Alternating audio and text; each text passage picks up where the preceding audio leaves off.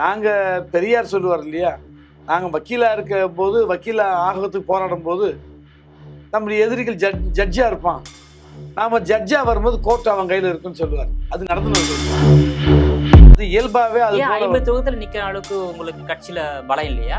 234 தொகுதியில் நிக்கிறதுக்கான ஆட்கள் இருக்காங்க, பலமும் இருக்கு. பிரதமரா இருக்கக்கூடிய மோடிக்கே வந்து ஒரு கூட்டணி தேவும் போது சாதாரணமா ஒரு அடித்தட்டில் இருக்கக்கூடிய வளரக்கூடிய கட்சிக்கு வந்து நாங்க தனியா நின்னா எல்லாத்தையும் ஜெயிச்சிருவோன்ற மாதிரி சொல்வது என்பது வந்து சும்மா பெருமைக்கு சொல்லலாம். முயற்சி நீங்க மேற்கொள்ளல. முயற்சி அவசியம் இல்லைன்னு நினைக்கிறேன். புது சீட் கேட்பீங்க, கொடுத்தா வாங்கிப்பீங்க, இல்லைனாலும் தொடருவீங்க. சீட்டே இல்லைனாலும் எங்க இலக்கை நோக்கிய பயணம் பண்ணணும். ஒருவேளை அதிமுக பிஜேபியில கூட்டணியில் இடம்பெறாம இருந்திருந்தால் விசிக அதிமுகவை தேர்ந்தெடுத்திருக்குமா? அவசியம் இல்ல. அவசியம் இல்ல. என்ன இப்ப தேர்வு செய்ய வேண்டிய அவசியம் இல்லை. 2026ல திமுக கூட்டணி வெற்றி பெற்று சொல்றீங்க. கட்டாயம் வருவேன். ஏன்னா மக்களுடைய மனநிலை அப்படி இல்ல. நீ சொல்றது எதிர்மாறா இருக்கு. திமுக வெற்றி பெறக்கூடிய நிலையில இல்ல. அந்த மக்கள் வந்து சொல்லுவாங்க 2026 வரைக்கும் பொறுத்து வந்து பாருங்க, அதே மக்கள் வந்து 3வது முறை வெற்றி பெறுவாங்க. ஜெம் டிவி நேயர்கள் அனைவருக்கும் வணக்கம். அரசியல் ஆடுகள பகுதியில் விடுதலை சிறுத்தைகள் கட்சியின் தலைமை நிலை செயலாளர், சென்னை மாமன்ற உறுப்பினர் இளம் சேகுவேரா அவர்கள் நம்மோடு இணைந்துள்ளார். அவரிடம் இன்றைய அரசியல் நிலவரம் குறித்து விரிவாக விவாதிக்கலாம். ஐயா வணக்கம். நல்லா இருக்கீங்களா? நல்லா இருக்கேன். எப்படி போயிட்டு இருக்கு மாநகராட்சி பணிலாம்? மாநகராட்சி பணி சிறப்பாக போயின்னு இருக்கு. ஒரு திட்டமிட்ட பணிகள், அரசாங்கத்துடைய வளர்ச்சி திட்டங்கள் எல்லாமே இந்த திராவிட மாடல் ஆட்சியில் மிக சிறப்பாக போயிட்டு இருக்கு. மேயருடைய செயல்பாடு எப்படி இருக்கு சார்?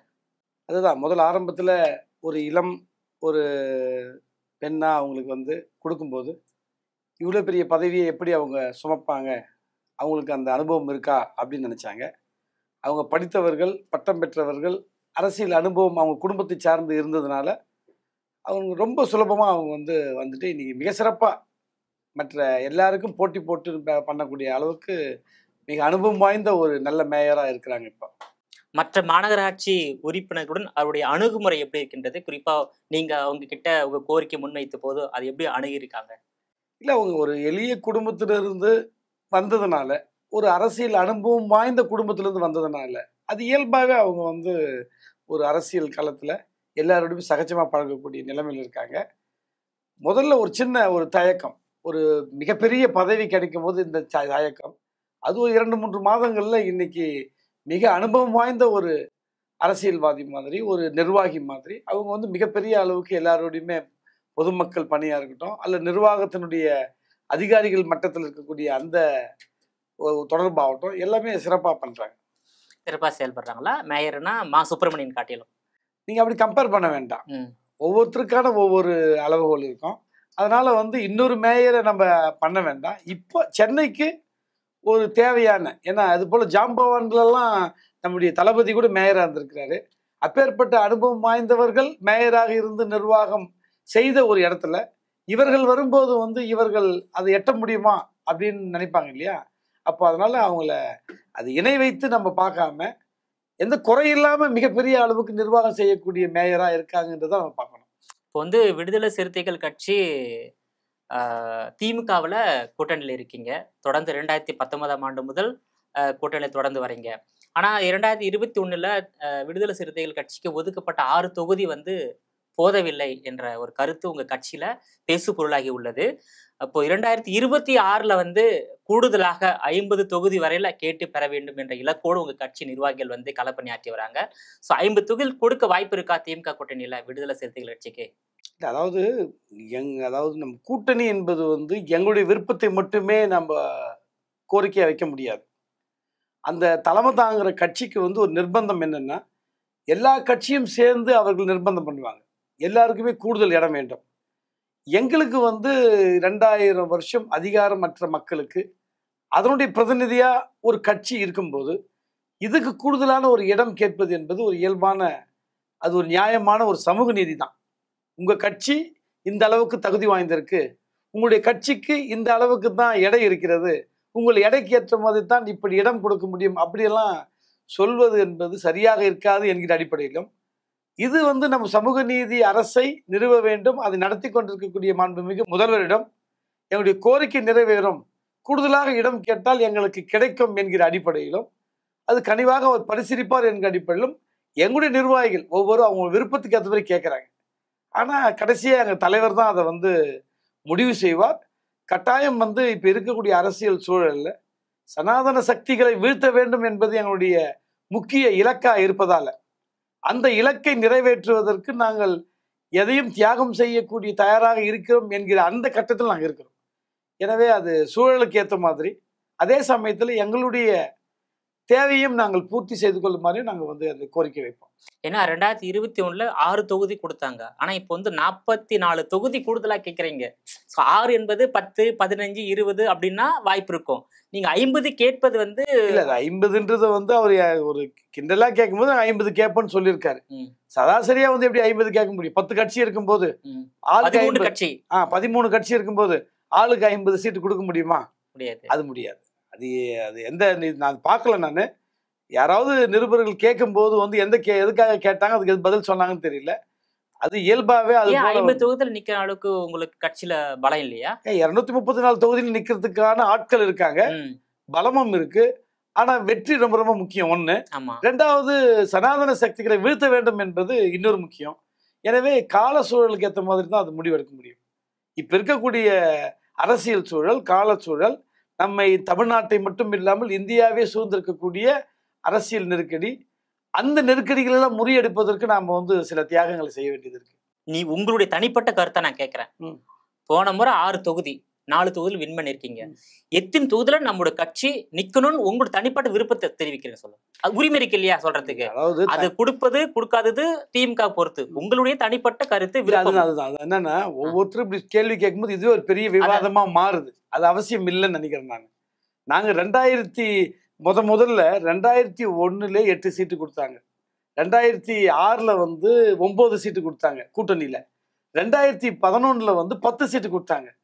இப்படி சாதாரணமா பார்த்தா கூட 16 வந்து நாங்க தனியா வந்து மக்கள் நல கூட்டணியில நாங்க 25 இடத்துல போட்டிட்டோம். அது வேற. முதன்மையான இருக்கக்கூடிய திராவிட கட்சிகளும் நம்ம கூட்டணி இல்லாம அது மாற்றா நாங்க வந்து ஒரு முயற்சி எடுத்தோம். அது மக்களிடம் வெற்றி பெறவில்லை. அது அப்படியே இருக்கு. 16 ஒருவேளை நாங்க கூட்டணி வச்சிருந்தா நியாயம் அப்படியே பார்த்தாலும் அது ஒரு 11. அப்போ நீங்க 21 12 ஏறுமுகமா இருந்தா கூட ஒரு 12 13 சீட்டுன்றது வந்து சாதாரணமா இருக்கும். அது மட்டும் இல்லாம நாங்க வலிமை பெற்றிருக்கோம், அங்கீகாரம் பெற்றிருக்கோம். இப்படி எல்லாம் பார்க்கும்போது சாதாரணமாவே 15 20 இடம் நிற்பது என்பது வந்து எங்களுடைய விருப்பமாகவும் தேவையாகவும் கூட இருக்கலாம். ஆனா மறுபடியும் பார்க்கும்போது இது நீங்க மீண்டும் மீண்டும் அந்த சனாதன சக்திகள் கிட்ட தான் நாங்க வந்து நிக்க வேண்டியதா இருக்கு. நாங்க பெரியார் சொல்லுவார் இல்லையா, நாங்க வக்கீலா இருக்க போது, வக்கீலா ஆகத்துக்கு போராடும் போது நம்முடைய எதிரிகள் ஜட்ஜா இருப்பான், நாம ஜட்ஜா வரும்போது கோர்ட் அவன் கையில இருக்குன்னு சொல்லுவார். அது நடந்துன்னு இருக்கு. இப்போ அது போல நாங்க அதிகாரம் இல்லாத மக்கள் அதிகாரம் வேணும்னு வரும்போது இப்போ நாங்க 4 எம்எல்ஏ ஆயிருக்கோம். எங்களுக்கு கூடுதலா 8 எம்எல்ஏ வேணும்னு போய் நம்ம சண்டை போட்டு இருக்கும்போது, அப்ப கையில கிடைக்கும் போது 10 எம்எல்ஏ 20 எம்எல்ஏ கையில கிடைக்கும் போது சட்டமன்றமே நம்ம கையில இருக்காது, நாடாளுமன்றம் நம்ம கையில இருக்காது, ரிசர்வேஷன் நம்ம கையில இருக்காது.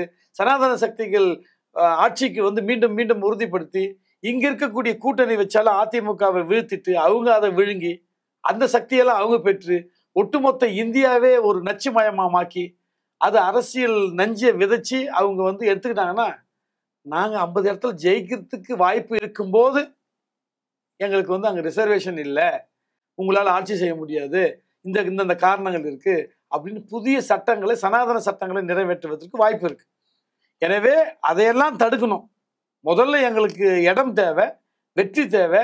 இதை விட ரொம்ப ரொம்ப முக்கியம் வந்து பிஜேபி, சங் பரிவார், RSS அந்த சக்திகள் எல்லாம் தமிழ்நாட்டில் கால் ஊன்றாமல் பார்த்து கொள்வது முதல்ல. அதுக்கப்புறம் எங்களுக்கான விளையாட்டு இருக்கு அரசியல். உங்களுக்கு தமிழ்நாட்டுல ரிசர்வ் தொகுதியே 44 தொகுதி இருக்குல்ல சார்? அந்த 44 தொகுதியில் நீங்க போட்டிட்டா வெற்றி வாய்ப்பு இருக்கா உங்களுக்கு? 44 தொகுதியில் நிறைய தொகுதிகள் சுழற்சி முறையில் வந்து பொது தொகுதிகள்லையுமே வந்து நம்மளுக்கு வந்து தலித் மக்களும் அதிகமா இருப்பாங்க. இல்ல தனியா போட்டி போட்டா யாரும் வெற்றி பெற முடியாதுன்றதுனால தானே கூட்டணியே கேட்கிறாங்க. அதான் பிரதமரா இருக்கக்கூடிய மோடிக்கே வந்து ஒரு கூட்டணி தேவும் போது சாதாரணமா ஒரு அடித்தட்டில் இருக்கக்கூடிய வளரக்கூடிய கட்சிக்கு வந்து நாங்க தனியா நின்னா எல்லாத்தையும் ஜெயிச்சிருவோன்ற மாதிரி சொல்வது என்பது வந்து சும்மா பெருமைக்கு சொல்லலாம். நீங்க மேற்கொள்ளல. முயற்சி அவசியம் இல்லைன்னு நினைக்கிறோம். அவசியம் இல்லை. ஏன்னா எங்களுடைய நோக்கம் அரசியல் வெற்றி மட்டும் இல்லை, ஒரு சமூக பொது வெற்றி. நீரோட்டத்தோட கலப்பதுதான் விடுதலைக்கான முதல் வித்து. விடுதலை சிறுத்தைகளுடைய மற்றவங்க எல்லாம் தனியா நிற்பது வந்து பெருமையா இருக்கலாம், அது பிரச்சனை இல்லை. விடுதலை சிறுத்தைகள் வந்து ஒரு பொது சமூகத்துல 20% பேர் வந்து 20-25% பேர் வந்து தலித்துகள் பழங்குடி மக்கள் இருக்கிறாங்கன்னு சொன்னா, மற்ற 75%தோடு நாங்க மிங்கிலாவது தான் எங்களுக்கான அரசியல் சமூக அந்தஸ்து.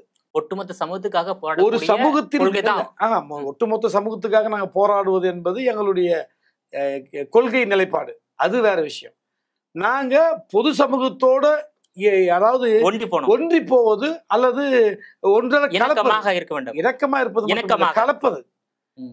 நீ வேற நான் வேற, ஊர் வேற சேரி வேற, நீ தள்ளி நில்லு, இது 2000 வருஷம் சனாதனம் இல்ல. எல்லாரும் சமம். ஜனநாயகம் என்பது எல்லாரும் ஒன்றா சேர்ந்து வாழ்வது. ஒன்றா சேர்ந்து வாழ்வதற்கு நாங்க போராடும் போது ஒன்றா சேர்ந்து நிற்பது தான் நியாயமாவும் இருக்கும். நான் தனியா நின்று 50 இடத்துல ஜெயிக்கிறதா இருந்தாலும் அது ஏன் நிக்கணும்? எல்லாரோடும் சேர்ந்து நாங்கள் வந்து 25 இடத்துல ஜெயிச்சா அதுதானே விடுதலைக்கான ஒரு எங்க நோக்கத்துக்கான லட்சியமே அதுதானே.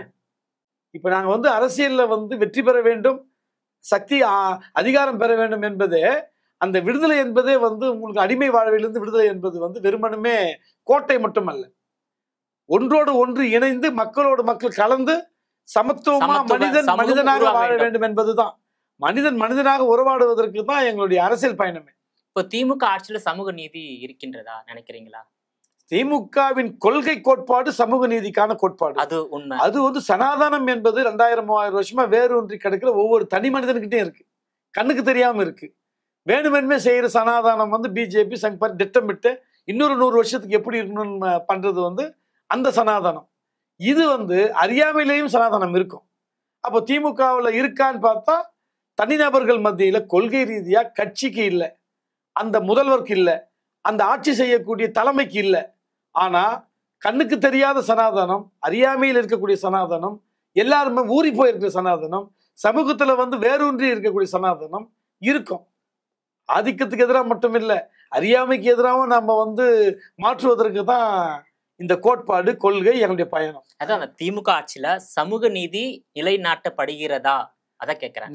அந்த கொள்கை, அந்த கட்சியுடைய ஐடியாலஜி சமூக நீதியை நிலைநாட்டுவது, ஆனா அவரோட ஆட்சியோட செயல்பாடு சமூக நீதியை நிலைநாட்டு வகையில் இருக்கின்றதா?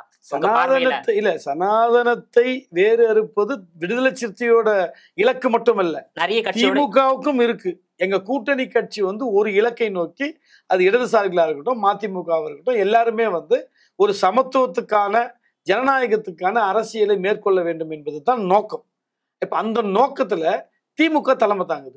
அப்ப திமுக சமூக நீதி அரசை நிறுவுவதற்கான முயற்சியில் தொடர்ந்து பயணம் பண்ணிருக்கு. அதான் சொல்றாரு, திமுக மட்டும் இல்ல, ஒட்டுமொத்த தமிழ்நாடு மட்டும் இல்ல, ஒட்டுமொத்த இந்தியாவே சனாதனமயமாகி இருக்கிற பட்சத்துல இது பண்ணுதான்னு சொன்னா அந்த பண்றதுக்கான முயற்சியில் போய் கொண்டிருக்கிறோம். அது பண்றதுக்கான வேலை திட்டங்களை செய்து இருக்கிறோம்.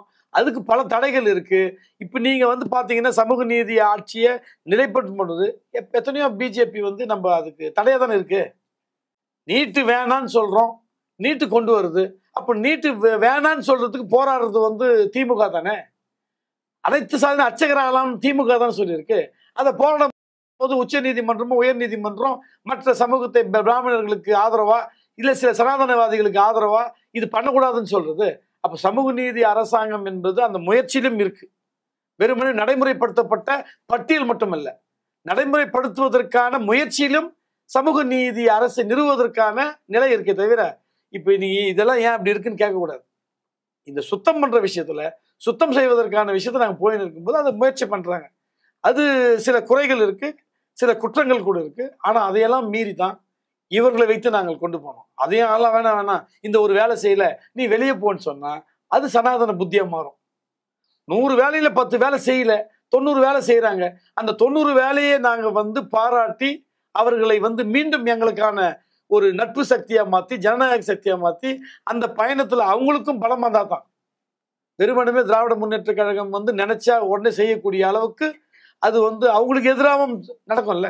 அப்ப அவர்களும் பலமா இருந்தாதான், நாங்க நட்பு சக்தியா இருந்தாதான் அவர்கள் திட்டமிட்ட வேலைகளை செய்ய முடியும். தடைகள் வரும், அந்த தடையை உடைப்பதற்கான வேலைகளை நாங்க கூட இருப்போம். இந்த வேலை செய்யல, அதனால நீங்க வெளியே வான்னு சொல்றது நோக்கம் வந்து அந்த வேலையை செய்யாம இருக்கிறதுக்காக இல்லை, அந்த வேலையை அவங்க செய்யல நீங்க வந்திருக்கன்னு இல்லை.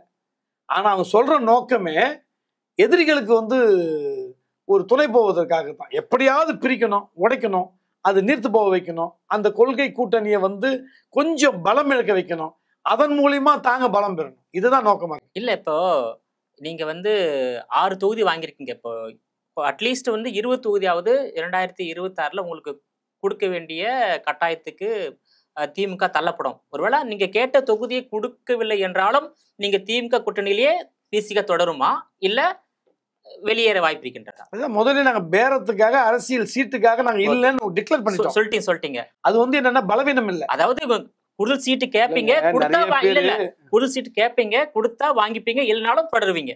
அதாவது சீட்டே இல்லைனாலும் எங்க இலக்கை நோக்கிய பயணம் பண்ணுவோம். அது திமுகவோட தான் பயணம் தொடரும். அது நம்ம வந்து தலைவர் முடிவு பண்ணுவாரு. அதாவது திமுகவோட பயணம் பண்ணுவது என்பது ஏதோ வந்து வாழ்நாள் இது கிடையாது, சரிங்களா?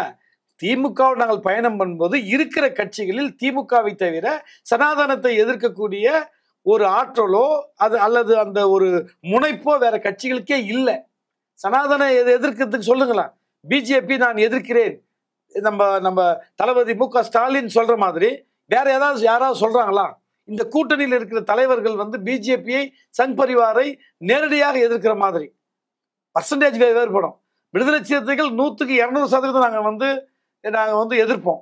மற்ற கட்சிகள் 90 இருக்கலாம், 80 இருக்கலாம். ஆனா எதிர்க்கக்கூடிய துணிச்சலும் கொள்கை தெளிவும் இந்த கூட்டணிக்கு உண்டு. இது இல்லாம வேற யாராவது இருக்காங்க? அதனால இப்ப இதை விட இது பெட்டர் நீங்க சொல்லுங்க, யாரும் இல்ல. சரி, ஓகே. 2026ல வந்து நீங்க விசிக வந்து திமுக கூட்டணி தொடரும் அப்படின்னு உறுதியா சொல்றீங்க? கட்டாயம் தொடரும். அதிமுகல போறதுக்கு வாய்ப்பு இல்ல, தாவேகா போக வாய்ப்பு இல்ல. அதிமுக பிஜேபியோட கலந்துடுச்சு. கூட்டணி மட்டும் இல்ல, அதிமுகவை பாதுகாக்க வேண்டும் என்று நாங்க தான் சொல்றோம். அதிமுக போவதற்காக இல்ல, நாங்க திமுக கூட்டணி தான், இந்த கூட்டணி தான் வெற்றி பெற வேண்டும்.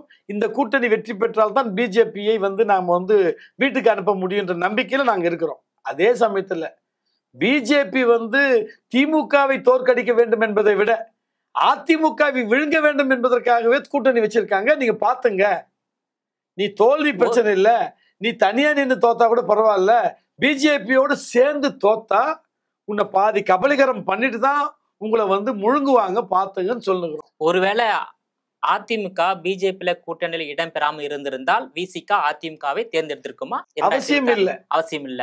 என்ன இப்ப தேர்வு செய்ய வேண்டிய அவசியம் இல்ல. ஒரு நல்ல குடும்பம் நடத்தின்னு இருக்கும்போது இந்த குடும்பம் சிறப்பா இல்லாம போயிருந்தா ஏன் சொல்லணும்? நல்ல குடும்பம், நல்ல பல்கலைக்கழகம் வாங்க, அது போல நல்ல குடும்பமா இருக்கும்போது நான் எதுக்கு இன்னொருத்தரோட சேர்ந்து வாழ்ந்திருந்தா அப்படின்னு ஏன் சொல்லணும்? இது நல்லா இருக்கு. தமிழக அரசியல்ல தேர்தலுக்கு தேர்தல் அரசியல் கட்சிகள் மாறி கூட்டணி அமைப்பது வாடிக்கையான ஒன்றுதான். அந்த வகையில எல்லாருடைய எதிர்பார்ப்பும் விசிக வந்து திமுக தொடருமா இல்ல மாறி வேறு கூட இடம் வருமா என்பது எதிர்பார்ப்பு என்பது நியாயமானதுதான். அதானே சார்? இல்ல, நீ எதிர்பார்ப்பு என்பது உங்களுக்கு நியாயமா இருக்கலாம். தலித்துகள் பெரும்பாலுமே வந்து விலை கொடுத்து வாங்க முடிப்பவர்கள் அப்படின்னு தான் இந்த காலகட்டத்தில் 2000 வருஷமா இருப்பாங்க. விலை தான் அதிகமா இருக்கும் இவருக்குன்னு. ஆனா எங்களை விலை கொடுத்து வாங்க முடியாது, கொள்கை ரீதியாக மட்டுமே பயணம் பண்ண முடியும்ன்றது வந்து நிரூபிப்பதற்கு ஒரு தலைவர், விடுதலை சிறுத்தைகள் கட்சி தலைவர். இப்ப யார் வேணுமா எப்படி வேணுமா விலை கொடுத்து வாங்கிடலான்ற ஒரு நிலை. நான் 5 சீட் எக்ஸ்ட்ரா கொடுக்குறேன், விலைன்னா வெறும் பணம் மட்டும் இல்லை, நான் வந்து சொல்றது வந்து சீட்டை சொல்றேன். இந்த சீட்டு 2 சீட்டு எக்ஸ்ட்ரா கொடுக்குறேன்னு சொன்னா அந்த சீட்டுக்காக விலை போகக்கூடிய ஆட்கள் விடுதலை சிறுத்தைகள் இல்ல, கொள்கை ரீதியா போவோம். எனவே அடிக்கடி மாறக்கூடிய இந்த கலாச்சாரம் என்பது கொள்கை ரீதியான கலாச்சாரமாக இல்லாமல் வெறும் பேர வலிமையை நிரூபிக்கக்கூடிய கலாச்சாரமாக இருப்பதை கூட அதை கூட நாங்க தான் வந்து முதல்ல முறியடிக்கிறோம் இந்த தேசத்திற்கே. அதுவும் இந்த வட இந்தியாவிலலாம் வந்து பிஜேபியும் காங்கிரஸும் கூட ஒன்னா சேர்ந்து தேநீர் விருந்துக்கு போகக்கூடிய நிலைமை இருக்கும்போது இங்க திமுக அதிமுக வந்து ஜெயலலிதா அம்மையாரும் கலைஞரும் இருக்கும்போது அப்படி நடந்ததில்லை. ஆனா முதல் முறையா அந்த கலாச்சாரத்தை உடைச்சி நாகரிக கலாச்சாரத்தை கொண்டு போனது வந்து விடுதலை சிறுத்தைகள் தான். இப்ப கூட சமீபத்தில் கூட கொள்கை ரீதியா எதிர்க்கிற பிஜேபி வைகை செல்வன் நயினார் நாகேந்திரனே சந்திச்சு அவருக்கு வாழ்த்து தெரிவிச்சோம். அதனால வைகை செல்வன் என்ன இருக்கு, நாங்க எடப்பாடியை சந்திப்போம், மோடியை சந்திப்போம், அமித்ஷாவை சந்திப்போம், இந்த நாட்டில் வந்து அரசியல்வாதியை யார் யார் நம்ம சந்திக்க வாய்ப்பு இருக்கோ சந்திப்போம். ஆனால் எங்களுடைய கொள்கை பயணம் என்பது திராவிட முன்னேற்ற கழகத்தினுடைய தலைமையிலான தெளிவான நேர்மையான அதாவது நம்பிக்கைக்குரிய ஒரு விசுவாசத்துக்குரிய விசுவாசம் என வெறும் கொள்கை விசுவாசத்துக்குரிய அந்த பயணத்தில் தான் நாங்கள் விடுதலை சிறுத்தைகள் பயணம் பண்ணுறோம். எனவே எங்களுடைய கொள்கை எங்களுடைய இலக்கு ரொம்ப தெளிவாக இருக்குது. எங்கள் பயணம் வந்து ரொம்ப தெளிவாக இருக்குது. எனவே இதெல்லாமே வந்து எங்களை பற்றி பேசி ஒவ்வொரு முறையும் எங்களை பற்றி பேசாதவங்களும் இப்போ பேசுகிறாங்கன்னு சொன்னால் அது வேணும்னே எங்கள் மீது பாசம் இல்லை. வைகை செல்வனோட எல்லாருமே வந்து வெறுத்துலாம் பேசல, பாசத்தோடு பேசுறாங்க. அந்த பாசம் என்ன பாசம் அப்படின்னு தெரியும் எங்களுக்கு. எது உண்மையான பாசம் எது வேஷம் எங்களுக்கு தெரியும். ஏன் இவங்களோட போகக்கூடாது, ஏன் இத்தனை சீட்டு வாங்கக்கூடாது, இதெல்லாமே வந்து பாசத்துக்கும் வேஷத்துக்கும் வித்தியாசம் தெரியாமையா நாங்கள் 35 வருஷம் அரசியல் களத்தில் நிற்கிறோம். எனவே அது வந்து வேஷம் வந்து அவங்க தனி மனிதர் யார் எங்களுக்கு சொல்றாங்களோ அவங்க வீட்டில் கடைபிடிக்க மாட்டாங்க, அவங்க ஊருக்கு உபதேசம் பண்றாங்க. அதனால வந்து எங்களுக்கு அம்பேத்கர் தந்த அறிவு கொள்கை தெளிவு இருக்கு. எங்களுக்கான பயணம் வந்து கட்டாயம் வந்து சிறப்பா இருக்கும். எங்களுடைய வெற்றி வந்து எங்க விடுதலை சிறுத்தைகளுடைய வலிமை நம்முடைய திராவிட முன்னேற்ற கழகத்துக்கு தெரியும். எனவே அந்த வலிமையையும் அவங்க இழக்க மாட்டாங்க, எங்களுடைய உறவையும் அவங்க இழக்க விரும்ப மாட்டாங்க. நாங்களும் தெளிவில்லாமல் வேற எதையும் முடிவு எடுக்க மாட்டோம். எனவே தெளிவான கொள்கையான பயணத்தில் திராவிட முன்னேற்ற கழகத்தின் தலைமையில் வெற்றி பெற்று சனாதன பிஜேபி சங் பரிவார் கூட்டத்தை நாங்கள் வீட்டுக்கு அனுப்புவோம். சார், நீங்க வந்து ஆட்சியிலும் பங்கு வேண்டும், அதிகாரத்தில் பங்கு வேண்டும், துணை முதலமைச்சர் வேண்டும், அமைச்சரவை வேண்டும் என்ற கோரிக்கையை தான் விடுதலை சிறுத்தைகள் ஆரம்பத்திலிருந்தே முன்வைத்து வருகிறது. அந்த கோரிக்கையை வந்து திமுக அரசாங்கம் 2026லாவது நிறைவேற்றக்கூடிய நிலை இருக்குமா? அதுதான் இன்னும் ஒரு வருஷம் இருக்கு. ஒரு வருஷம் இருக்கும்போது எங்களுக்கு எப்பவுமே அது தேவை இருக்கு, ஆசை இருக்கு, லட்சியம் இருக்கு, இலக்கு இருக்கு. ஆனா அதுக்காக வந்து இந்த தேர்தலில் என்ன லட்சியன்றது வந்து எங்க தெளிவு இருக்கு. அதனால எந்த தேர்தலில் எது கேட்கணும்னு ஒன்று இருக்கு. இந்த சூழல்ல என்னுடைய ஆசை இலக்கு லட்சியத்தை வந்து இந்த தேர்தலுடைய லட்சியத்தோட பூர்த்தி பார்க்க கூடாது. இன்னும் அடுத்த தேர்தலில் நடைமுறைப்படுத்துவீங்க கட்டாயம். 2000 வருஷம் பிரச்சனை ஒரே நேரத்துல நிறைவேற்ற முடியாது. அதனால 2026ல முயற்சி பண்ணுவீங்க, நடந்தா பாப்பீங்க, நடக்கலாம் அடுத்த தேர்தல் முயற்சி பண்ணுவீங்க. முயற்சி தலைவர் முடிவெடுக்கிறது, எல்லா அதிகாரம் தலைவருக்கு இருக்கு. எனவே சூழலுக்கு ஏற்ற மாதிரி தான் அரசியல் நகரும். இன்னொரு விஷயம், நீங்க வந்து 2026ல திமுக கூட்டணி வெற்றி பெறும் நம்பிக்கையில இருக்கீங்க. நம்பிக்கை இல்ல, அது 3 வெற்றியின் பயணத்துல இருக்கிறோம். ஓகே, நீங்க வந்து தமிழ்நாட்டுல வந்து எம்ஜிஆர் அவர்கள் அதிமுக என்ற கட்சி தொடங்கிய பிறகு திமுக சந்தித்த எந்த தேர்தலையும் தொடர்ந்து 2 முறை வெற்றி பெற்றது கிடையாது. 1989க்கு பிறகு திமுக ஒரு முறை ஜெயிச்சிருக்கு, மற்ற முறை தோத்துருக்கு, அந்த மாதிரி தான் நடந்திருக்கு. சோ அந்த வரிசையில 2026ல திமுக எப்படி தொடர்ந்து 2 முறை வெற்றி பெறும் நம்பிக்கையோட கூட்டணியில இருக்கீங்க? இல்ல, ஹாட்ரிக் அடிக்கலாம். ஹாட்ரிக் அடிக்கலாம்ல. அதாவது முதல்ல டெபியூல கூட 26ல ஜெயிப்பீங்க, 31ல ஜெயிக்கக்கூடிய மனநிலையில இருக்கீங்க. ஏன் ஜெயிக்க கூடாது? எதிரிகள் வந்து மக்களுக்கு விரோதமாக கொள்கை முடிவெடுக்கும் போது தமிழ்நாட்டு மக்களுக்கு ஆதரவாக முடிவெடுத்து நீட்டை ஒழிப்பேன், லஞ்சத்தை ஒழிப்பேன், வறுமையை ஒழிப்பேன், கல்வியை கொடுப்பேன் அப்படின்னு வந்து யாராவது காமராசர் மாதிரி அண்ணா மாதிரி வந்து இங்க பேசினா பரவாயில்ல. எல்லாருமே வந்து பிஜேபி கொள்கையை தமிழ்நாட்டில் பேசும்போது எங்களுக்கு எல்லாம் ரொம்ப ஈஸி. அதாவது இல்லங்க, பிஜேபி கொள்கையை தமிழ்நாட்டில் எடுபடாது. பிஜேபி கொள்கையை இன்னும் ஒவ்வொரு முறையும் நீங்க பேசிக்கொண்டே இருந்தால் தமிழ்நாட்டு மக்கள் பாடம் கூடுவார்கள். அதனால எங்களுடைய வெற்றி என்பது 3 முறை இல்ல, 30 முறை கூட நாங்க ஜெயிப்போம். அதாவது காங்கிரஸ் கட்சியை போன்று அதிமுகவை போன்று திமுகவும் 2026ல இருந்து தொடர்ந்து 3 முறை வெற்றி பெறும் என்ற நம்பிக்கையோடு தான் திமுக கூட்டணியில வீசிக இடம்பெற்றுள்ளது. அதனால 3 முறை என்பது இதுவரையில வந்து காமராஜர் 3 முறை முதலமைச்சர் இருந்திருக்காரு, எம்ஜிஆர் தொடர்ந்து 3 முறை முதலமைச்சர் இருந்திருக்காரு. அதன் பிறகு ஜெயலலிதா தொடர்ந்து 2 முறை முதலமைச்சர் இருக்காங்க, கலைஞரும் 2 முறை முதலமைச்சர் இருந்திருக்காங்க. ஸ்டாலினும் அந்த வரிசையில 3 முறை முதலமைச்சர் வருவார்னு சொல்ல வரீங்க? கட்டாயம் வருவார். 2026ல திமுக கூட்டணி வெற்றி பெறுன்னு சொல்றீங்க? கட்டாயம் வருவார். ஏன்னா மக்களுடைய மனநிலை அப்படி இல்ல, நீ சொல்றது எதிர்மாறா இருக்கு. திமுக வெற்றி பெறக்கூடிய நிலையில இல்ல. அந்த மக்கள் வந்து சொல்லுவாங்க 2026 வரைக்கும் பொறுத்து இருந்து பாருங்க, அதே மக்கள் வந்து 3வது முறை வெற்றி பெற வைப்பாங்க. உங்க விரிவான தகவலுக்கு ரொம்ப நன்றி சார். நேயர்களே, மீண்டும் இது போன்ற மற்றொரு நிகழ்ச்சியில் மற்றொரு ஆளுமையுடன் சந்திக்கிறேன். அதுவரையில் உங்களிடமிருந்து விடைபெறுவது நான் உங்கள் விஜயபாலன்.